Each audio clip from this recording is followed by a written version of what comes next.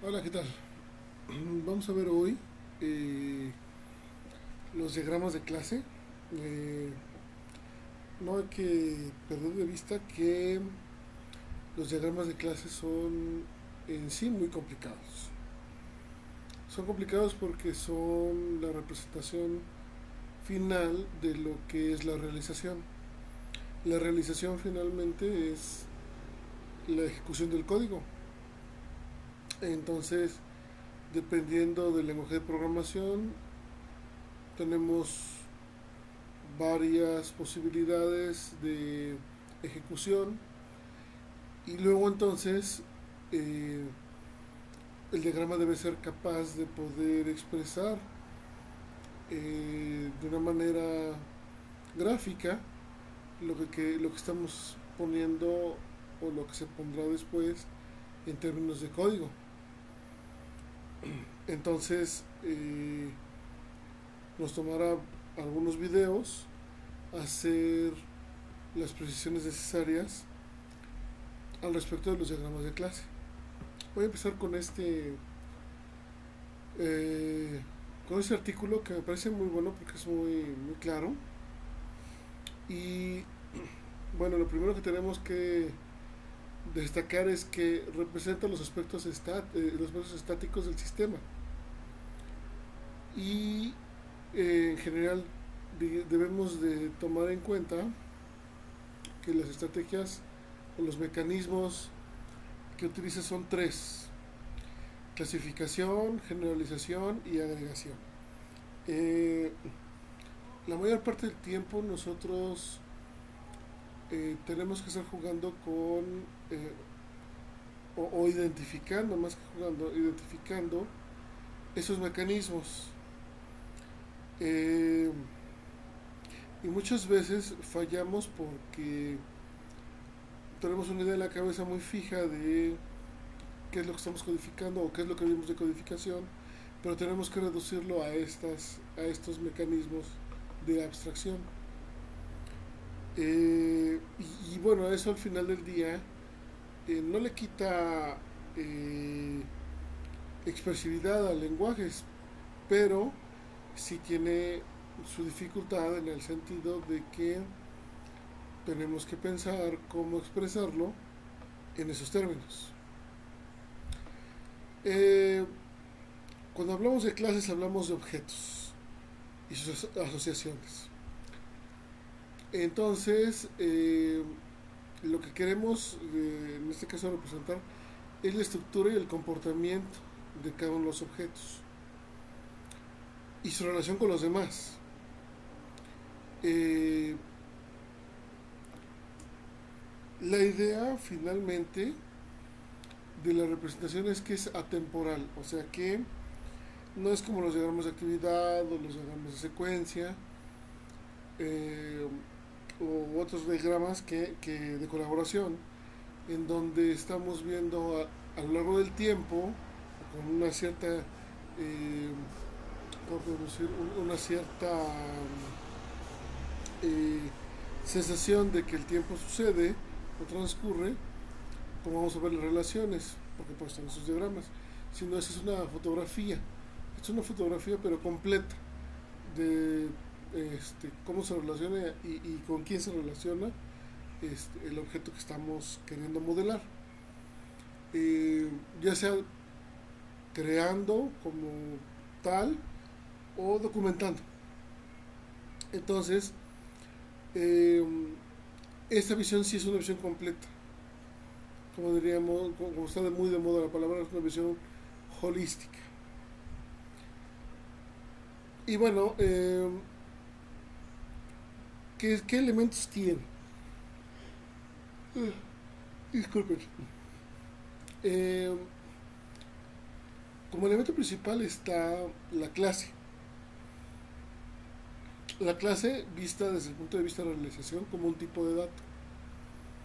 Eh, la clase representa, o puede representar más bien dicho, a muchos objetos. Eh, lo que diferencia una clase de un objeto es fundamentalmente la instanciación. Ahorita vamos a ver qué significa todo esto. Pero estoy introduciendo palabras nuevas dentro del vocabulario. Eh, es importante que ustedes vayan adquiriendo estos términos, como en el propio pues, video que les mandé de JIT, eh, y que estos términos vayan siendo parte de los términos que ustedes utilizan cuando hablamos de modelación, cuando hablamos de análisis. Entonces, bueno, eh, los objetos tienen ciertos atributos, ciertas propiedades que son inherentes de ellos y debido a eso un objeto es diferente de otro.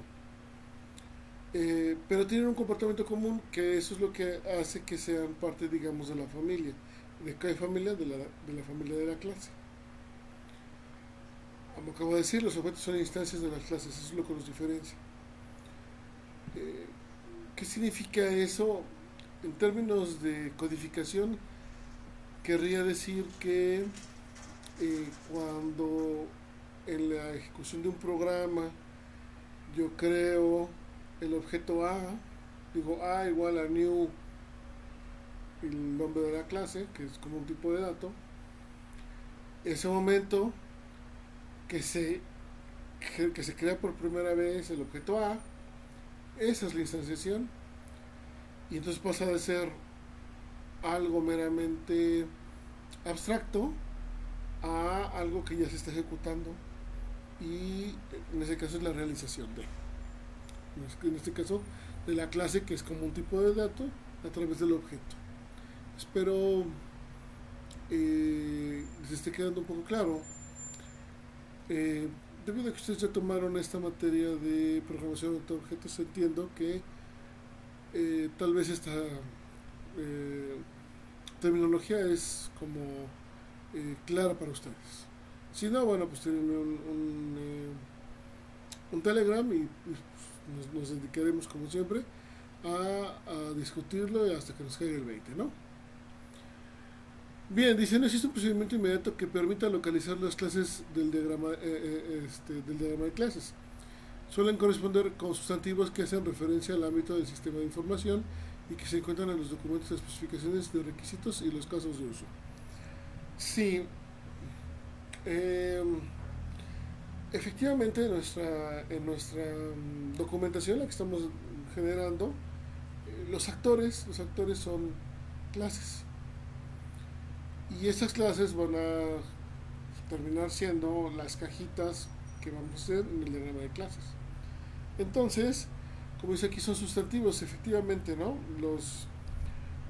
Quienes hacen las cosas, las acciones, son las burbujitas, los casos de uso. Pero hay alguien que realiza esas acciones. Son los actores, en este caso, las clases. Entonces, la estructura de una clase se definen dos cosas a saber muy importantes: atributos y operaciones o métodos. Dentro de lo que nosotros conocemos, bueno, los métodos son las cosas bajo las cuales se vale un objeto para hacer algo, ¿no? Si queremos hacer un poco la similitud con la programación estructurada, pues son procedimientos y funciones propios del objeto. Por eso tienen ciertas características diferentes, pero podríamos mirarlos de esa manera, ¿no? Como procedimientos y funciones, en primera instancia. Y atributos, pues son básicamente las variables con las que trabaja el objeto, en este caso instanciado, o la clase. Un objeto se autocontiene, entonces la idea básica es que todo lo que necesita el objeto para operar en sí está dentro de sus atributos y sus métodos. Los atributos de una clase representan los datos asociados a los objetos instanciados por esta clase. Las operaciones o métodos representan las funciones o procesos propios de los objetos de una clase, caracterizando dichos objetos. Digo que es el símil de procedimientos y funciones en programación estructurada porque eh, más antes se va a ver, pero tienen como ámbitos. Y esos ámbitos no los tenemos en programación estructurada. Pero bueno, dice el diagrama de clases permite representar clases abstractas. Una clase abstracta es una clase que no puede existir en realidad, pero que es útil conceptualmente para el diseño del modelo orientado a objetos. Las clases abstractas no son instanciables directamente, sino en sus descendientes, si a través de la herencia. Una clase abstracta suele ser situada en la jerarquía de clases en una posición que le permita ser un depósito de métodos y atributos para ser compartidos o heredados por las subclases de nivel inferior. Eso depende mucho del lenguaje de programación. O sea, que se está diciendo es una ideación, pero ya depende de la ejecución del lenguaje, o sea, de cómo el lenguaje de programación ha sido eh, desarrollado, que vamos a tener esto en mayor o menor medida. Por ejemplo, en C++ sí, claro que existen las clases abstractas, ¿no? Tienen el modificador abstract. En Java, en las últimas versiones de Java también, pero antes no existía eso. Se quedaba abstracto y porque no se instanciaba, no porque no nos dejara el lenguaje, sino porque no habíamos acordado no instanciarla y dejarla como está. Smalltalk, bueno, ni se diga, pero por ejemplo en Perl, que existe su versión de orientado a objetos, no existen clases abstractas, ¿no? No existe ese modificador. Pero también se llega a un arreglo, se llega a un consenso de no instanciar ciertas eh, clases para que entonces se hereden y tengamos de alguna forma esta cuestión de clases abstractas. Normalmente una clase abstracta en lo que se hace es que generamos una especie como de esqueleto y determinamos atributos, y esos atributos son heredados una vez que se genera la herencia, y lo que tenemos como nombres de los métodos son solo nombres, y esos nombres después ya en la clase heredada eh, ya son desarrollados. Eh, También hay que recordar que, bueno, en este caso hay polimorfismo y hay herencia múltiple y ese tipo de cosas que sí son necesarias de recordar y que de alguna manera es parte de esto que traemos como bagaje, y que el lenguaje de UML, en especial en los diagramas de clase, tiene que ver reflejado.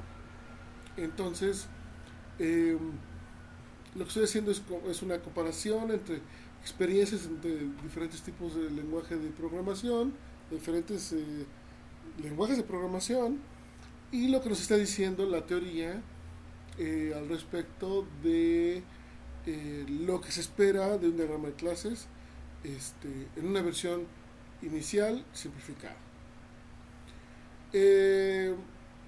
Y bueno, dice, una clase abstracta suele ser situada en la jerarquía de clases. Eso también es una cosa pues, particular en la programación orientada a objetos. En general vemos árboles de objetos. En otro tipo de programación, en otro tipo de lenguajes, no se ve esto, pero en la programación orientada a objetos sí, o sea, hay una jerarquía, luego entonces es un árbol. No son árboles que de repente combinan ramas y tales, pero siempre en una jerarquía. Eh, en una posición que le permite hacer un depósito de métodos y atributos para ser compartidos o heredados por las subclases de nivel inferior. Las clases, en general, todos los elementos de los diagramas pueden estar clasificados de acuerdo a varios criterios, como por ejemplo su objetivo dentro de un programa. Esta clasificación adicional se expresa mediante un estereotipo. Algunos de los autores de métodos orientados a objetos establecen una clasificación de todos los objetos que pueden aparecer en un modelo.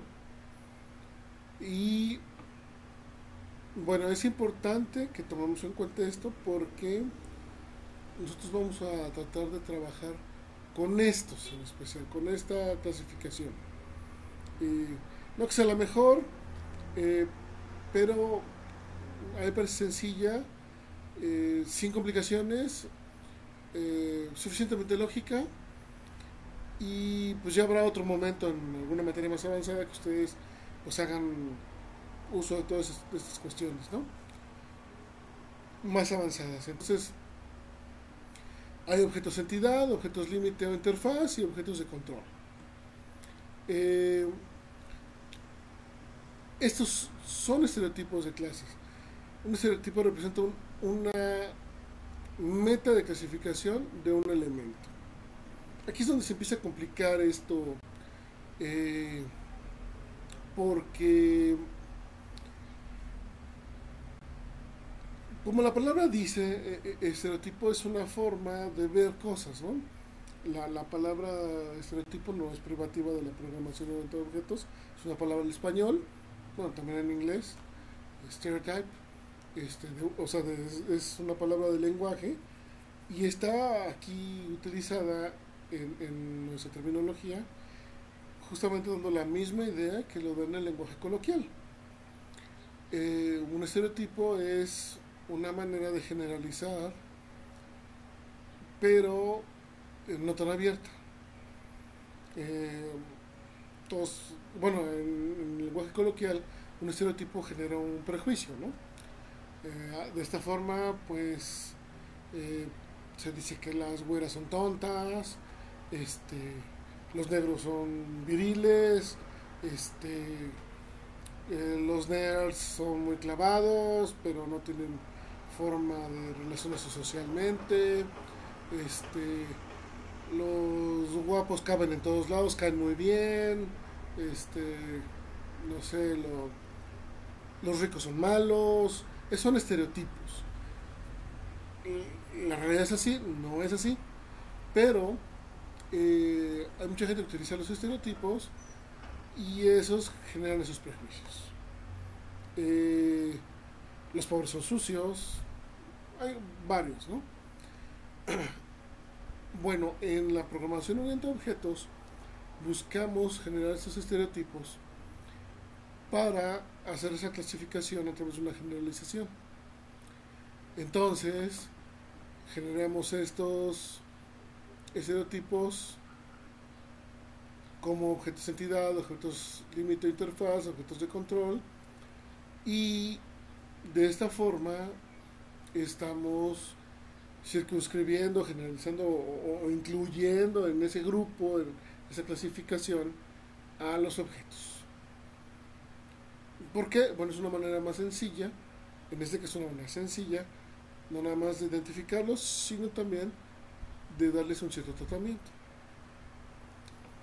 Dice aquí, dependiendo de la herramienta utilizada, también se puede añadir información adicional de las clases para mostrar otras propiedades de las mismas, como son las reglas de negocio, responsabilidades, manejo de eventos, excepciones, etc.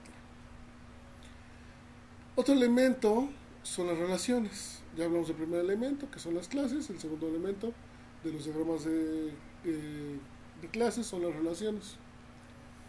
Y las relaciones son del tipo asociación, herencia, agregación, composición y dependencia.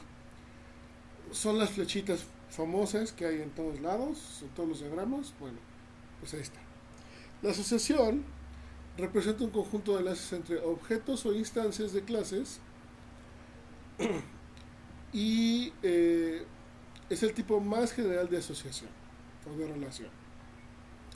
Denota básicamente una dependencia semántica. Por ejemplo, una persona trabaja para una empresa. Cada asociación puede representar elementos adicionales que dotan de mayor detalle al tipo de relación. Rol o nombre de la asociación que describe la semántica de la relación en el sentido indicado. Por ejemplo, asociación entre persona y empresa recibe el nombre de trabaja para, como rol en ese sentido. O sea, lo que se quiere decir aquí es que cuando la línea, sí, la línea que es una relación es simple, se llama asociación. Y esa asociación genera en la relación el nombre de rol. y es porque las clases que están relacionadas tienden a verse como que esta juega un papel para esta otra, ¿sí? Esa es la asociación. Entonces, como juega un papel, bueno, pues en inglés se llama rol. Y en este caso, dices, tenemos una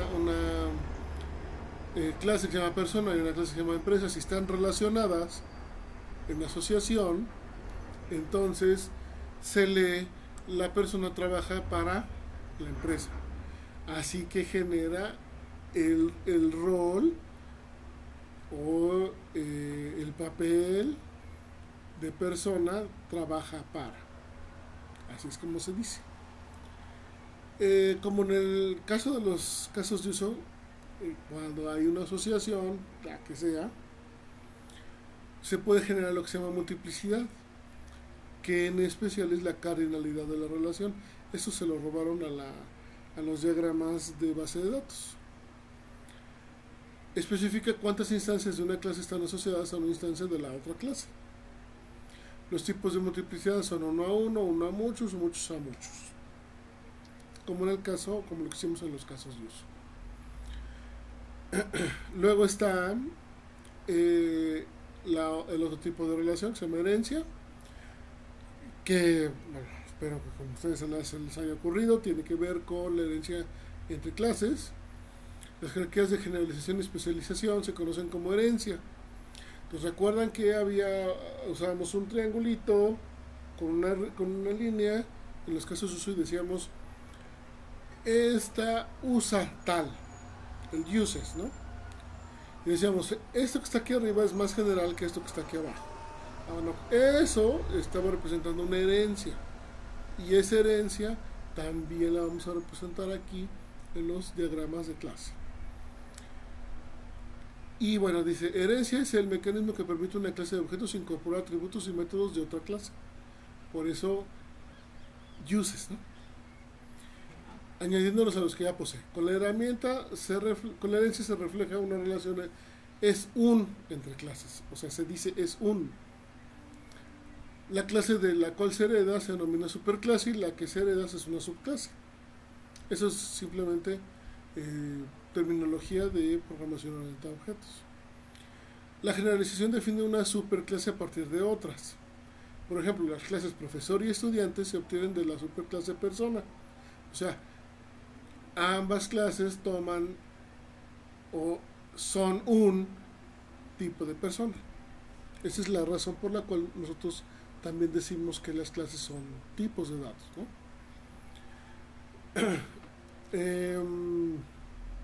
La especialización o especificación es la operación inversa y en ella una clase se descompone en una o varias subclases. Por ejemplo, en la clase empleado se puede obtener la subclase secretaria, técnico e ingeniero. Luego está la agregación como otro tipo de relación. La agregación es un tipo de relación jerárquica entre un objeto que representa la totalidad de ese objeto y las partes que lo componen. Permite el agrupamiento físico de estructuras relacionadas lógicamente. Los objetos son parte de otro objeto completo. Por ejemplo, motor, ruedas, carrocería son parte de automóvil. Como a lo mejor tablero tiene como elementos piezas, escaños, árbitro, ¿no? Entonces, los objetos como piezas, escaños, árbitro, son parte de el tablero. Otro tipo de relación es la composición. La composición es una forma de agregación donde la relación de propiedad es más fuerte e incluso coinciden los tiempos de vida del objeto completo y las partes que lo componen. No sé si ya se han dado cuenta que esto ya se está complicando más. O sea, esto parecía primero una telenovela muy fácil de entender y ahorita ya empezamos a meternos en una cosa telenovelesca mucho peor. Ahora lo estamos haciendo sobre el tiempo de vida del objeto. Por ejemplo, sistema de máquina de café, las relaciones entre la clase máquina y producto o entre máquina y depósito de monedas son de composición. Sí, más que nada, ¿no? Máquina y depósito de monedas pues tienen la misma duración. No sirve de nada la máquina sin depósito de monedas y al revés, ¿no? Máquina y producto no tanto, pero máquina y depósito sí. Dependencia, que es otra vez otro tipo de relación. Una relación de dependencia se utiliza entre dos clases o entre una clase y una interfaz. Ahorita vamos a ver qué es interfaz. E indica que una clase requiere de otra para proporcionar alguno de sus servicios. Interfaz. Una interfaz es una especificación de la semántica de un conjunto de operaciones de una clase o paquete que son visibles de otras clases o paquetes. Normalmente se corresponde con una parte del comportamiento del elemento que proporciona. Get y set, ¿les suena? Paquetes. Los paquetes se usan para dividir el modelo de clases del sistema de información, agrupando clases u otros paquetes según los criterios que sean oportunos. Las dependencias entre ellos definen a partir de las relaciones establecidas entre los distintos elementos que se agrupan en esos paquetes. Eso ahorita no es tan importante, pero hay que mantenerlo en la mente, ¿no? Y bueno, estos digamos que son los elementos, son muy sencillos, o más bien son muy pocos, no son muy sencillos. Recapitulando, pues tenemos clases y relaciones, básicamente, interfaces y paquetes. Ok, las clases, vamos a hablar de notación. Clases es una caja como qué, como esto. Tiene tres zonas, hay que verlas aquí están las zonas. Una, dos, tres. La primera trae el nombre de la clase. La segunda trae los atributos. Y la tercera, los métodos. También se puede utilizar aquí el estereotipo. Y los estereotipos los vamos a... Son digamos, dentro del trabajo de modelado, son los últimos que vamos a determinar. Y son las últimas cosas que vamos a colocar dentro de los diagramas de clase. Así que no hay que estresarnos si como parte de nuestro trabajo de modelación no estamos mirando luego cuáles van a ser los estereotipos. De qué van a ver, van a ver. Y otra vez esos estereotipos se van a circunscribir a entidad, interfaz o control. ¿Ok? Lo vamos a ir viendo. ¿Cómo se determina un estereotipo? A través de utilizar estos paréntesis puntiagudos, dobles, y el nombre del estereotipo. Aquí, por ejemplo, dice GUI, no sé si son los gringos, GUI, que tiene que ver con la interfaz de usuario. Y lo que está diciendo es que esta clase que se llama formulario de reservas debe entenderse como que pertenece al grupo, al estereotipo de interfaz de usuario. Y entonces dice, bueno, la notación utilizada para... la zona central contiene la lista de atributos. Es línea por cada atributo. La notación utilizada para representarlos incluye, dependiendo del detalle, el nombre del atributo, su tipo y su valor por defecto. Entonces vamos a ver. Dice... nombre, tipo, y bueno, por acá ya vendría el valor por defecto, el valor inicial, y esta es su visibilidad. Ahorita vamos a ver, aquí están los tipos de visibilidades, pero en especial este significa público, este es privado, este es protegido. Pero ahorita los vamos a nombrar todos para que quede claro. La visibilidad en general se va a tomar como el más público, menos privado, gatito protegido, y hasta ahorita solo voy a decir, vamos a decir esos, aunque hay más, bastantes más. Otra vez este es el primero de varios videos que vamos a hacer al respecto de esto, y nos va a ayudar a darnos cuenta de lo complejo que ya va siendo la programación orientada a objetos, pero muy útil, ¿no? En la zona inferior, se incluye una lista de operaciones que proporciona la clase. Cada operación aparece en una línea con formato. Este formato dice visibilidad, es igual que lo que acabamos de ver de los atributos. Visibilidad, nombre, una lista de parámetros en este caso, el tipo de dato, o el tipo, vamos a decir el tipo de que tiene la función. Puede no devolver nada, o sea, puede no tener ningún tipo, y alguna propiedad. Entonces dice, bueno, esto que está aquí, no todos los lenguajes de programación que son adaptados a objetos lo aceptan o lo soportan. Algunos hasta tienen más, pero digamos que con esto basta y sobra como para que podamos de alguna forma darle estructura a una clase que nos sirva para modelar. Igual que en el otro caso, la visibilidad más es pública, menos es privada, gatito protegida. Y dice, puede haber otros tipos de visibilidad dependiendo del lenguaje de programación, efectivamente. La lista de parámetros es una lista con parámetros recibidos en la operación separados por comas, como pues a la vieja usanza. Y el formato de un parámetro es nombre, tipo y valor, ¿no? O sea, en este caso, por ejemplo, no trae ninguno parámetros. Entonces podríamos decir que son básicamente procedimientos.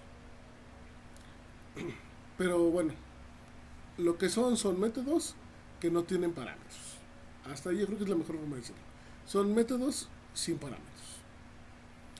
La notación específica se puede simplificar según el nivel de detalle con el que se quiera trabajar en el momento dado. Sí, efectivamente esta es la razón principal por la cual estoy dando este video. Porque lo que yo quiero es que ustedes vayan trabajando en las clases pensando en este nivel de detalle, y voy a preparar después otros videos donde se va a complicar el asunto, y esta complicación la van a ir tomando ustedes ya en sus diagramas de clases. Todo eso hasta que se sientan suficientemente listos como para codificarlo, y la codificación tiene que ser algo bien natural y bien rápida.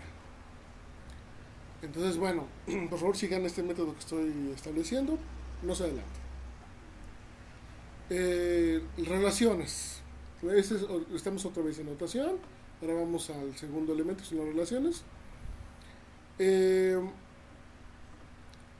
Vamos a ver esta parte. Dice, en una relación de asociación, ambos extremos de la línea pueden conectar con la misma clase, hacer como una especie de loop.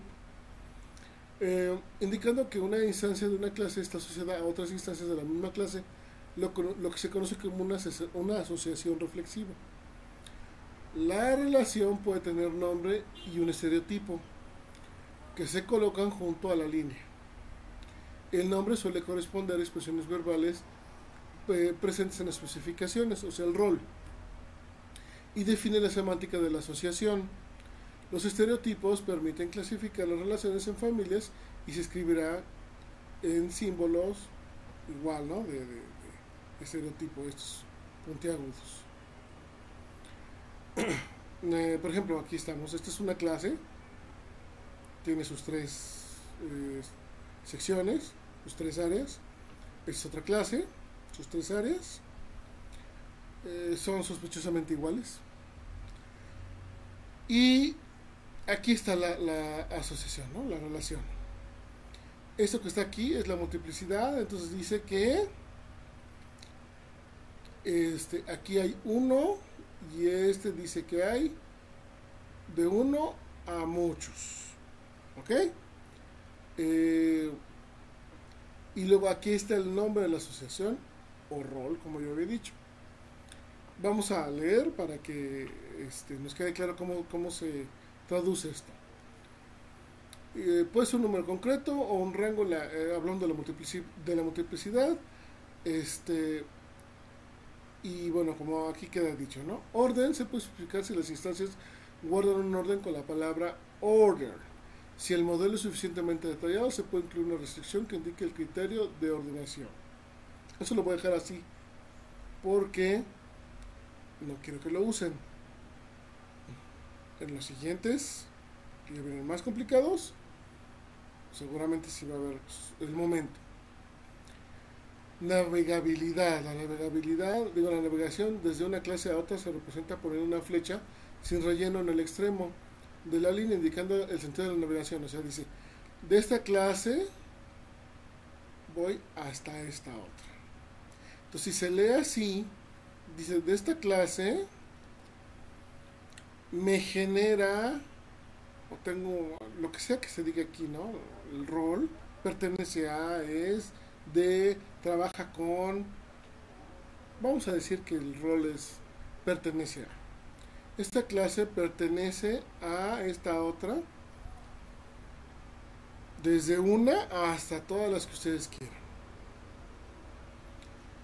Y de la otra forma se lee. Todas las instancias que haya de esta clase provienen solo de esta. ¿Ok? Es una cosa que hay que tenerlo aquí en la cabeza, hay que repetirlo varias veces, pero así funciona. Rol o nombre de la asociación es el nombre que se coloca junto al extremo. La línea está unida a una clase para expresar cómo esa clase hace uso de la otra. Y luego tenemos otro tipo de relaciones. Agregación, composición, dependencia y herencia. Noten que para cada una de estas tenemos una flecha diferente. ¿Sí? Agregación, composición, herencia y dependencia. Ya les explico de arriba qué significa cada una. Aquí la idea es que ustedes miren cuál es el dibujito. Hay una manera específica de leer esto. Lo vamos a hacer en otro video. Ahorita yo quiero que se concentren, y si están viendo el material que está aquí, es para que se concentren en que desarrollen clases. Solo el cuadrito. ¿Qué clases van a desarrollar? Las clases que identifiquen en sus artículos. ¿Ok? Eso es lo que vamos a trabajar. Interfaces. Una interfaz se representa como una caja con compartimentos. Aquí está, mira. En general trae dos. En la zona superior se incluye el nombre y el estereotipo, ¿no? O sea, aquí sí las interfaces son del estereotipo interfaz. Están en el grupo interfaz. Entonces, no se usa otro estereotipo más que interfaz. Interface. Aquí dice que la interfaz se llama datos. O sea que es un objeto que lo que tiene son estos métodos. Obtener título, obtener autor, asignar autor. Es un objeto que yo le voy a pedir cosas y él verá de qué manera, dado que cómo está conectado, y me va a traer esa información a través de estos. Ese es el trabajo de la interfaz. John, el que diseña, no quiero que por ningún motivo toques la clase título ni la clase ejemplar, o el objeto título y el objeto ejemplar. No quiero. la manera en que yo quiero que tú tengas acceso a ellos a través de el objeto interfaz. Esto, esto es un patrón de diseño, así se llama. Voy a tener el gusto de hablar sobre patrones de diseño en algunos videos. Entonces, espero se emocionen tanto como yo y se den cuenta de que acabamos de entrar a un mundo mucho más vasto y que ese mundo mucho más vasto, pues no lo acabamos, la verdad. En fin, eh, dice, dependiendo de la notación elegida, se representará con una línea continua entre ellas cuando la interfaz representa como un círculo y con una flecha hueca. Es continua apuntando a la interfaz cuando se representa se represente como una clase. Entonces, fíjense, este también es una interfaz. De hecho dice, ejemplar tiene una interfaz con título. Y título tiene una interfaz con ejemplar. Eh, ¿Qué querría decir? Bueno, ¿qué es lo que estoy mirando aquí? Aquí yo estoy diciendo, fíjense, este es el nivel de abstracción. Por eso digo que ya se está complicando. Aquí lo que yo quiero representar es la interfaz de datos entre... ¿Entre qué? Entre título y ejemplar. ¿No? Perdón, entre título. Yo quiero representar la interfaz de datos de título. Bueno, aquí está la línea, discontinua. Así que no accedo directamente a título, sino a través de estos métodos. Sé que hay una interfaz entre ejemplar, que está aquí, y esta interfaz no la estoy mostrando, ni la estoy nombrando. Pero sí hay una interfaz. Y aquí dice que esta relación yo puedo acceder a los valores de ejemplar a utilizar en título a través de una interfaz. Eso es lo que yo estoy diciendo. Pero no la estoy exhibiendo ni estoy diciendo cómo se va a llamar. Esto me sirve perfectamente porque entonces ustedes estarán de acuerdo conmigo de que parte de nuestro trabajo de modelación a veces no sabemos cómo se van a ver las cosas, pero tenemos la necesidad de plasmar que ahí va a ir algo. Entonces, en lugar de hacer una caja vacía dividida en dos, pues hago una bolita y digo, ahí va a haber algo. ¿Ok? Y bueno, los paquetes, dice ahí, se representan como folders, ¿no? Ya en el documento de arquitectura ya tenemos un ejemplito por ahí de eso, pero no suficiente. Entonces, esperen, ¿no? Hay más. Y bueno, así es como se ve, digamos, ya un diagrama de clases.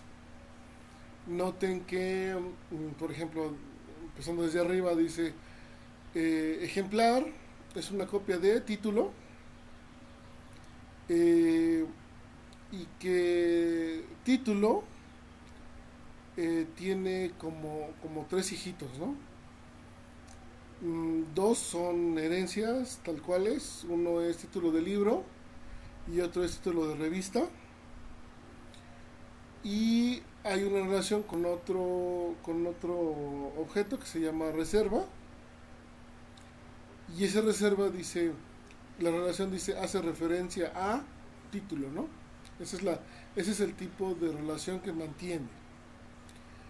Y bueno, entre objeto, entre ejemplar y préstamo, también hay una relación, y esa relación hace referencia a o es prestado en. Ahí en esa relación hay una multiplicidad, entonces fíjense que dice que pues un objeto en préstamo este tiene solamente, se presta de un, un solo ejemplar. O sea, yo no puedo prestar sobre el mismo ejemplar, no puedo prestar más que uno solo. Eh, por ejemplo, la multiplicidad que está ahí arriba entre ejemplar y título dice que podemos tener de, desde ninguno hasta los que ustedes quieran, ejemplares de un cierto título. O sea, puedo tener el título sin tener ningún ejemplar existente, ¿no? O copias. Hasta todas las copias. Eh, por ejemplo, hay otra multiplicidad que está, hay una relación entre préstamo e información del préstamo. La relación dice tiene, ¿no? O sea, la información del préstamo, del prestatario, es que tiene un préstamo. Bueno, tiene desde ninguno hasta varios. Varios préstamos tienen de cero a ninguno préstamos, ¿no? Básicamente esa es la otra, dice la relación entre reserva e información del prestatario. Se llama tiene, entonces una reserva tiene información del prestatario, es por ese lado, y luego dice que la reserva puede tener, este, perdón, sí, la reserva puede tener desde nada hasta múltiple información del prestatario. Algo que está como raro, ¿no? Pero bueno, así está. Eh, Todos tienen el estereotipo, si ustedes notan, que se llama objeto de negocio. O sea que cuando tienen así, lo más seguro es que yo los voy a empaquetar en el paquete objetos de negocio. Así es como los voy a identificar. Y bueno, este que dice aquí order, no voy a hablar de él. Más adelante voy a hablar de él. Pero bueno, aquí está, digamos, el ejercicio lo suficientemente explicado al respecto, ¿no? Si notan, por ejemplo, título tiene 4 atributos, tiene nombre, autor, ISBN y número de reserva. Noten que no es obligatorio ponerles a todos un tipo de dato. Número de reserva no tiene tipo de dato. Y los demás sí, o sea, nombre, autor e ISBN son del tipo string, son un tipo de dato básico. Como tienen menos, son atributos privados. Eso quiere decir que solamente los métodos de la clase pueden acceder a ellos. Y entonces tenemos ahí también los métodos que son encontrar, crear y destruir. Esos, como tienen más, son públicos, no tienen parámetros. Entonces noten ahí como la forma de que yo puedo tener acceso a la estructura de datos de título es a través de esos métodos. O sea, no podemos tener acceso a esos atributos directamente. Que seguramente es la estructura de datos, pues ha de ser un arreglo de títulos, ¿no? Cada arreglo de títulos tiene, cada elemento, cada celda de títulos tiene 3 campitos, ¿no? 4 campitos. Nombre, autor, ISBN y número. Número de reserva. Es como la idea que hay que tener. Entonces, si se notan, esto ya es de realización. Entonces, espero que les haya caído el 20 en algunas cosas. Necesitan trabajar ya sobre su especificación. En este caso, ¿qué es lo que hay que hacer? Básicamente es tomar sus diagramas de casos de uso, identificar sus actores, y a través de esos actores y las relaciones, o sea, los casos de uso que hay, determinar cómo se van a relacionar, como en este caso, pero ya en la realización, o sea, ya en la programación, y cómo voy a estructurar atributos y métodos de esos actores. Normalmente los métodos pues son los casos de uso, o sea, lo que estamos diciendo que hacen, pues son funciones. Y los atributos en el documento de eh, caso de uso, nosotros también pusimos atributos ya muy definidos que vimos que tiene la caja. Entonces, van a ir trabajando, se van a ir dando cuenta de varias cosas, y irse dando cuenta de varias cosas les va a ayudar a corregir su documento. ¿Ok? Aquí no va a haber un documento único, más bien un documento particular de cada uno de ustedes, sino que vamos a trabajar sobre el documento de arquitectura. Entonces, ¿eso qué quiere decir? Quiere decir que yo me tengo que apurar a hacer la diferenciación ya en el documento de arquitectura, para que cada uno de ustedes, cada equipo, sepa cuál es la sección que va a trabajar, y van a trabajar sobre el documento compartido que tengo en el Drive. ¿Ok? Entonces ahí se van a ver cómo están trabajando, qué es lo que están haciendo. Y sobre esa, la sección específica que ustedes van a trabajar es sobre lo que vamos a estar ejecutando los siguientes días, las siguientes semanas. Eh, Como último aviso parroquial de digamos, esta temporada, quiero decirles, porque este video va a salir ya el viernes, y a partir de que lo diga, pues ya quedó claro, ya quedó establecido. El segundo examen, su segunda calificación, tiene que ver con la especificación que ustedes hayan dejado en el Drive. A partir de este momento, cualquier cosa que ustedes le muevan ya no tiene valor.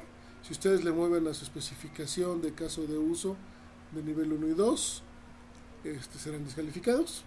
Así que así se quedó. Y esa va a ser su calificación del segundo examen.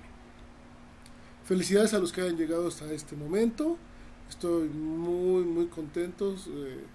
Ustedes deben sentirse orgullosos, porque finalmente, si ustedes ven el temario, les invito a que vean el temario, ustedes están haciendo mucho más de lo que el temario realmente está pidiendo, lo cual me congratulo, porque eso quiere decir que ustedes pues pueden dar más. Los felicito y sigan adelante, porque todavía hay más cosas que podemos hacer y que vamos a hacer. De aquí en adelante todo es cuesta abajo. Eso es lo que les quiero decir también. No se sientan intimidados, porque seguramente parece ser que los dibujitos y todo esto como que no tienen sentido. Ya lo van a tener una vez que terminemos el diagrama de arquitectura, van a ver. Y pues sigan adelante, porque todavía nos quedan algunas semanas, y después el proyecto. ¿Cómo van a ser evaluados? Bueno, pues finalmente los 3 exámenes y el proyecto. El proyecto fundamentalmente es eso, ¿no? Es repetir lo que ya se había hecho en un mes, 3 semanas, más o menos 3 semanas, con ayuda mínima del profesor. En ese momento, pues, voy a ser mucho más feliz. Así que, bueno, cualquier duda que tengan, por favor no duden en mandarme Telegram. Si es posible, podremos hacer un Hangout o un Zoom. Ya parece que sí funciona el Zoom, ya lo vi que está más o menos acá funcionando. Tengo planeado hacer El, yo creo que el lunes voy a mandar la liga de Zoom a- al canal que tenemos de análisis y modelado para que una persona de cada grupo, de cada equipo, la que ustedes elijan, se contacte conmigo en esa sesión de Zoom para que platiquemos de los siguientes pasos. ¿Ok? Si vemos que funciona bien el Zoom, bueno, igual podremos hacer a lo mejor una sesión con todos los que ya queden. Espero que sean pocos, pero creo que no, ¿verdad? No se dan por vencido fácil. Y pues podamos intercambiar ideas, preguntas, respuestas y todo lo que suceda, ¿ok?